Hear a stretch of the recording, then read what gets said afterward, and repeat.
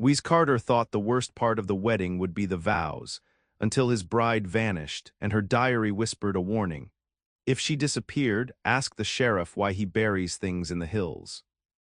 The sun beat down on Harmony Gulch, baking the dust devils that danced in the street. Wes Carter, a man built like an oak, stood on the porch of the general store, squinting at the horizon. 2 weeks. In 2 weeks he'd be standing at the altar of the little white church, Clara by his side. He could almost smell the wildflowers she'd insisted on having, even though they were scarce this time of year. He smiled, a rare thing for Wes, and touched the brim of his hat. Clara. Just the name brought a warmth to his chest that rivaled the desert sun. She was the schoolteacher, the heart of Harmony Gulch. Every man secretly admired her quiet strength, the way she could calm a rowdy saloon brawl with just a look. The women respected her too for her kindness and the way she always lent a hand, whether it was nursing a sick child or helping with the harvest. But it was the children who truly adored her. They followed her like ducklings, their faces alight with laughter as she told them stories of faraway lands and brave knights. She saw the best in everyone, even the grumpiest old-timers, and had a knack for drawing it out. Wes remembered the first time he saw her. He'd been passing through Harmony Gulch, a drifter with nothing but a bedroll and a worn-out horse. He'd stopped at the schoolhouse to ask for water, and there she was, surrounded by a gaggle of children, her face radiant as she read aloud from a tattered book.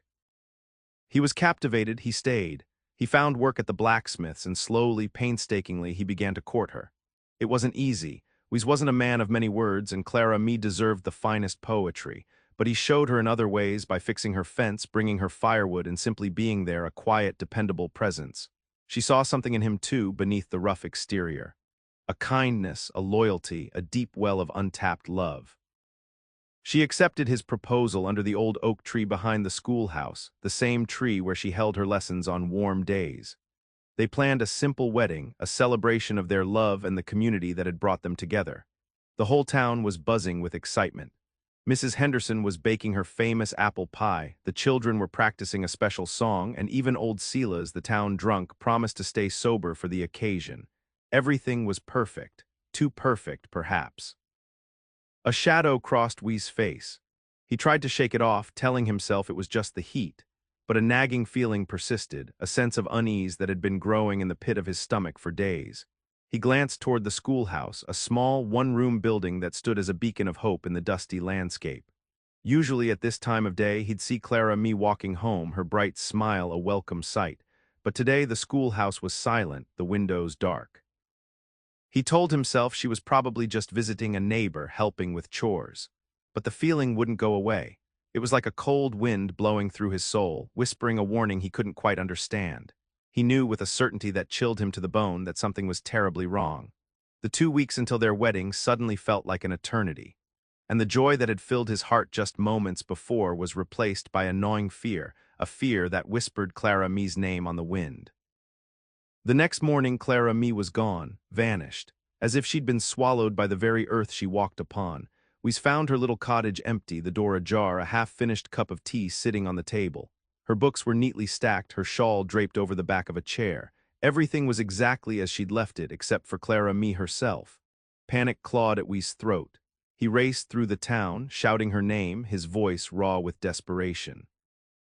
The children, their faces etched with worry, joined the search, calling Miss Clara, but only silence answered them.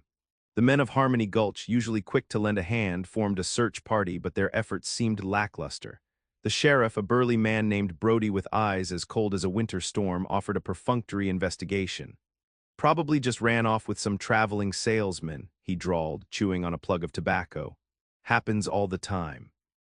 A pretty woman like that, bound to get tired of a dusty little town like this. Wes wanted to grab him by the collar and shake him until his teeth rattled, but he held himself back. He knew that wouldn't help Clara. Instead, he pressed the sheriff for details, for clues, for anything that might lead them to her. But Brody just shrugged and repeated his dismissive theory. Days turned into weeks, and the search grew colder, the hope fainter. The townspeople, once buzzing with excitement about the wedding, fell silent, their faces averted whenever Wes passed. It was as if Clara had never existed, as if they'd all collectively decided to forget her. That was the most unsettling part of all. Not just Clara disappearance, but the way the town seemed to be covering it up. People avoided eye contact, conversations stopped abruptly when he approached, and a strange, almost palpable fear hung in the air. It was a fear that whispered, "Don't ask questions, don't look too closely, just let it go." Wes couldn't let it go. He spent his days searching the surrounding hills, his nights poring over maps, looking for any sign, any clue. He questioned everyone from the barkeep at the saloon to the old woman who sold flowers at the market. But no one had seen anything, no one knew anything, or at least no one was willing to say. He noticed subtle things, things that didn't quite add up. A fresh layer of dirt on the sheriff's boots, a nervous glance from the butcher, a whispered conversation between two women in the churchyard. It was as if the town was holding its breath, waiting for something to happen, waiting for him to give up. But Wes Carter wasn't a quitter. He loved Clara with every fiber of his being, and he wouldn't rest until he found her. Even if it meant tearing Harmony Gulch apart to do it. He knew deep down that Clara hadn't just run off. Something terrible had happened to her, and he was determined to find out what. The unsettling calm of the town only fueled his resolve. He was alone, but he wasn't beaten. Not yet. 3 weeks. 3 weeks since Clara vanished, and Wes was no closer to finding her. He'd almost given up hope, the weight of the town's silence pressing down on him like a shroud. He'd spent the day riding aimlessly through the hills, the setting sun casting long, mournful shadows. He returned to his small cabin on the edge of town, the only place that still felt remotely like home. As he unsaddled his horse, a crumpled piece of paper fluttered to the ground. He picked it up, his heart pounding. It was a note hastily scribbled. "Under your saddle blanket." He reached under the worn wool, his fingers brushing against something hard and rectangular. He pulled it out. A diary, Clara's diary. His hands trembled as he opened it. The familiar script filled the pages, detailing her days, her thoughts, her dreams. He devoured the entries, searching for any clue, any hint of what might have happened to her. Most of it was mundane lesson plans, observations about the children, notes about the wildflowers she was planning to use for the wedding. But as he flipped through the pages, he noticed a change in tone, a growing sense of unease.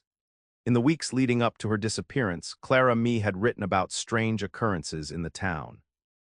Missing livestock, unexplained noises in the night, and a growing feeling that she was being watched. She wrote about a confrontation she'd had with Sheriff Brody, about a disagreement over a land dispute between a local rancher and a newcomer. She'd expressed concern that Brody was taking sides, using his authority to intimidate and silence those who opposed him. Then on the last page, scrawled in a shaky hand, was the message that sent a jolt of electricity through Wes' veins. "If I go missing, ask the sheriff why he buries things in the hills behind the chapel." We stared at the words, his mind reeling. The sheriff burying things, the chapel, he knew those hills. They were wild and desolate, a place where secrets could easily be hidden. He reread the note that had led him to the diary, no signature, no indication of who had slipped it under his saddle blanket, a stranger in the night, someone who knew something, someone who was afraid to come forward openly. He felt a surge of anger, hot and fierce. Brody, that lying, conniving. He played the concerned lawman, offering empty platitudes while all along he knew something. He was involved. Wes closed the diary, his hand clenching it so tightly his knuckles turned white. He knew what he had to do. He had to confront Brody. He had to find out what he was hiding in those hills, and he had to find Clara. He walked out of the cabin, the diary tucked safely inside his shirt. The moon was high in the sky, casting an eerie glow over the town. He could feel the eyes of the town on him, watching, waiting. He didn't care. He was no longer alone. He had Clara's words, her voice, guiding him, and he had a burning determination to uncover the truth, no matter the cost. He mounted his horse, the saddle leather creaking in the silence. He rode towards the sheriff's office, his face grim, his eyes narrowed. Tonight, the secrets of Harmony Gulch would come to light. The confrontation with Brody was brief and brutal. We found him at the saloon, a half-empty bottle of whiskey on the table and a smug look on his face. He denied everything, of course, scoffing at the diary, calling Clara a hysterical woman with an overactive imagination. But we saw the flicker of fear in his eyes, the beads of sweat on his forehead. He knew Brody was lying. Words quickly turned to fists. Wes, fueled by grief and rage, unleashed a fury that sent Brody sprawling. The saloon erupted in chaos, chairs overturned, bottles shattered. But Wes only had eyes for Brody, pinning him to the floor, his fist raised. "Where is she, Brody?" he roared, his voice shaking with emotion. "What did you do to Clara?" Brody spat in his face. "You'll never find her, Carter. She's gone, and you're next." Wes wanted to kill him to beat the truth out of him. But he knew that wouldn't bring Clara me back. He needed answers, and he wasn't going to get them here in the middle of town with half the population watching. He let Brody go, shoving him away with disgust. "You're not worth it," he growled. "But I'm going to find her, Brody, and when I do, you'll pay for what you've done." He walked out of the saloon, leaving Brody sputtering on the floor. The townspeople parted before him, their faces a mixture of fear and resentment. He knew he'd made an enemy of the entire town, but he didn't care. He was done playing by their rules. He rode out of Harmony Gulch that night, heading towards the hills behind the chapel. The Badlands, a desolate, unforgiving landscape of jagged rocks, thorny bushes, and hidden canyons. It was a place where outlaws hid, where fortunes were made and lost, where secrets were buried deep. He knew it was dangerous. He knew he was walking into a trap, but he had no choice. Clara Me's last message had pointed him there, and he wouldn't ignore it. He had to see what Brody was hiding. He spent days searching the hills, his horse carefully picking its way through the treacherous terrain. He found nothing but scrub brush and rattlesnakes. He was about to give up, his hope dwindling, when he noticed something out of place. A small patch of disturbed earth hidden behind a cluster of rocks. His heart pounded in his chest. He dismounted, pulling a shovel from his saddlebag. He started to dig, the dry earth crumbling beneath his shovel. The sun beat down on his back, sweat stinging his eyes. He dug for what seemed like hours, his muscles aching, his hands raw. Finally, his shovel struck something hard. He dropped to his knees, frantically clawing away the remaining dirt. He uncovered a wooden box, small and plain. He pried it open, his breath catching in his throat. Inside, nestled in a bed of faded velvet, was a badge, a sheriff's badge, but it wasn't Brody's. It was older, tarnished, the name barely legible. Sheriff Ethan Blackwood. We stared at the badge, his mind racing. Ethan Blackwood. He'd heard stories about him, whispered in hushed tones. He was the sheriff before Brody, a man known for his ruthlessness and his corruption. He disappeared years ago, vanished without a trace, just like Clara Me. A cold dread washed over Wes. He knew with a sickening certainty that he was getting closer to the truth, and the truth was far more terrifying than he could have ever imagined. He wasn't just looking for a missing woman. He was uncovering a dark secret, a secret that someone was willing to kill to protect. The Badlands held more than just buried bones. They held the buried sins of Harmony Gulch. The discovery of Blackwood's badge was just the beginning. Driven by a grim determination, we spent the next few days systematically searching the hills behind the chapel. He found more disturbed patches of earth, each one yielding a piece of the puzzle. A rusted branding iron with the initials EB, a leather-bound ledger filled with cryptic entries and names he recognized from Harmony Gulch, and most disturbingly, a collection of bones. Human bones. He didn't need a doctor to tell him what they were. The small size of some of the bones, the fragments of clothing he found nearby, they spoke of children. Children who had vanished from Harmony Gulch over the years, dismissed as runaways or victims of the harsh wilderness. Children Clara Me had taught. The realization hit Wes like a physical blow, knocking the wind out of him. He stumbled back, his stomach churning, the weight of the town's secrets crushing him. He understood now. Clara Me hadn't just stumbled upon a land dispute. She'd uncovered something far more sinister, a network of corruption and evil that ran deep within the heart of Harmony Gulch. The ledger confirmed his suspicions. It detailed payments made to Blackwood, bribes from ranchers and businessmen, and coded references to deliveries and disposals. It was a record of blackmail, extortion, and murder, and Sheriff Brody's name appeared frequently, suggesting he was Blackwood's right-hand man, his enforcer. That explained Brody's coldness, his dismissiveness, his eagerness to write off Clara Me's disappearance. He wasn't just covering up a crime, he was protecting himself, protecting the secrets he and Blackwood had buried in these hills. Wes knew he had to get this evidence to someone who could bring Brody and the others to justice. But he didn't trust anyone in Harmony Gulch. They were all complicit, either actively involved or too afraid to speak out. He thought about riding to the next town to find a marshal or a judge, but he couldn't leave Clara Me, not yet. He needed to know what happened to her. He needed to find her, dead or alive. He decided to confront Brody again, this time with the evidence he'd gathered. He knew it was risky, that he was walking into a trap, but he had nothing to lose. He was already an outcast, a pariah, and he wouldn't rest until he brought Clara Me's killers to justice. He spent the night sharpening his knife, cleaning his gun, and preparing himself for the inevitable showdown. He knew Brody wouldn't go down without a fight. He had too much to lose, but Wes was ready. He was no longer just a blacksmith, a drifter. He was a man driven by love and vengeance, a force of nature that couldn't be stopped. He knew Clara was counting on him, and he wouldn't let her down. The buried bones cried out for justice, and Wes Carter was determined to be their voice. He was ready to face the lies that had festered for too long in Harmony Gulch, ready to drag them into the sunlight, no matter how ugly they might be. As Wes prepared for the confrontation, a stark realization washed over him. Clara wasn't just missing, she had been silenced.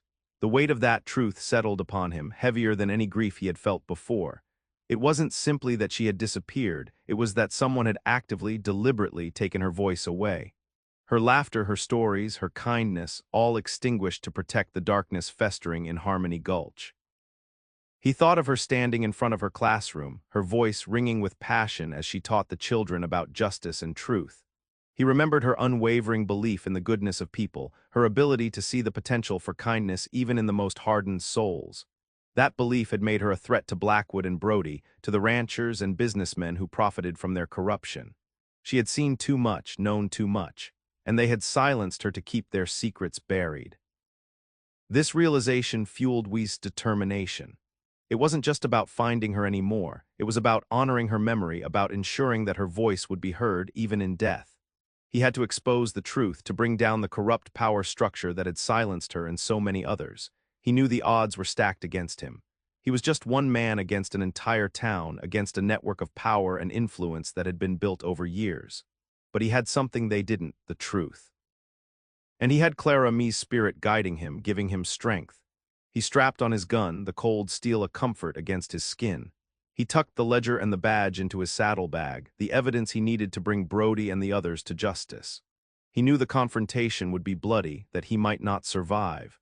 But he was prepared to sacrifice everything to avenge Clara and to liberate Harmony Gulch from the darkness that had consumed it. He rode back into town, the moon casting long, ominous shadows. The streets were deserted, the buildings silent. He could feel the eyes of the town watching him, waiting. He stopped in front of the sheriff's office, dismounted, and tied his horse to the hitching post. He took a deep breath, steeling himself for what was to come.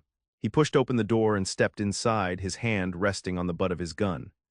Brody was waiting for him, sitting behind his desk, a shotgun resting across his lap. "I knew you'd be back, Carter," Brody sneered, his eyes cold and hard. "You're a stubborn fool." "I'm here for Clara Wes said, his voice low and steady. "I know what you did to her." Brody chuckled. "You can't prove anything." "I don't need to," Wes said, reaching into his saddlebag. "I have everything I need right here." He pulled out the ledger and the badge, slamming them onto the desk. Brody's face paled. He reached for his shotgun. "It's over, Brody," Wes said, drawing his gun. "It's time for the truth to come out." The air crackled with tension. The showdown was about to begin, and Wes Carter was ready to fight for Clara voice, even if it was the last thing he ever did. He knew Clara silence had to end, and he would make sure it did. The gunfight in the sheriff's office was short and brutal. Brody, despite his bluster, was no match for Wes' righteous fury and years of honed skill. 2 shots rang out, echoing through the silent town. Brody slumped over his desk, the shotgun clattering to the floor. He was dead. We stood over him, his chest heaving, his gun still smoking. He hadn't wanted to kill Brody, but he'd given him no choice. It was self-defense, pure and simple, but he knew that wouldn't matter to the town. They would see him as a murderer, a vigilante, and they would come for him. He had to act fast. He grabbed the ledger and Blackwood's badge, shoving them into his saddlebag. He knew he couldn't stay in Harmony Gulch. He had to get the evidence to someone who could bring the whole town to justice. But first, he had to find Clara He rode out of town, heading back towards the hills behind the chapel. He knew it was a long shot, but he had to try. He had to see if there was any chance, however slim, that she was still alive. As he rode, he saw figures emerging from the shadows, gathering in the streets. The townspeople were coming for him, armed with rifles and shotguns. They were a mob, driven by fear and a desire to protect their secrets. Wes knew he couldn't outrun them. He was outnumbered, outgunned, but he wouldn't surrender. He would fight to the death to protect Clara me's memory and to expose the truth about Harmony Gulch. He stopped his horse on a hilltop overlooking the town, drawing his gun. He would make his stand here, a lone man against the darkness. He would show them that Clara Mee's voice couldn't be silenced, that her spirit would live on in his actions. The mob advanced, their faces grim, their eyes filled with hatred. Wes raised his gun, taking aim. He fired, the shot echoing through the hills. The battle for Harmony Gulch had begun. But then a voice rang out, clear and strong, cutting through the chaos. "Stop." The mob faltered, their steps slowing. They turned towards the sound, their faces etched with confusion. Standing on the steps of the church, bathed in the moonlight, was Clara Mee. She was alive. We stared at her, his heart pounding in his chest. He couldn't believe his eyes. She was pale and weak, but she was alive. "What's going on here?" she asked, her voice trembling but firm. "Why are you all trying to kill Wes?" The townspeople shifted uneasily, their eyes darting back and forth between Clara Mee and Wes. They didn't know what to say. Clara Mee stepped forward, her gaze sweeping over the crowd. "I know what you've been hiding," she said, her voice growing stronger. "I know about Blackwood, about the children, about the lies you've been telling for years." A gasp went through the crowd. They knew she knew the truth, and they knew that everything was about to change. Wes watched in amazement as Clara Mee confronted the town, her voice ringing with courage and conviction. She had been silenced, but she was speaking now, and her words were shattering the darkness that had consumed Harmony Gulch for so long. He lowered his gun, a wave of relief washing over him. He had fought for her voice, and now she was using it to save them all. The fight wasn't over, but for the first time in weeks, Wes felt a glimmer of hope. He knew that together, they could bring the truth to light and heal the wounds of Harmony Gulch. Clara Mee wasn't just missing anymore, she was found, and she was ready to fight.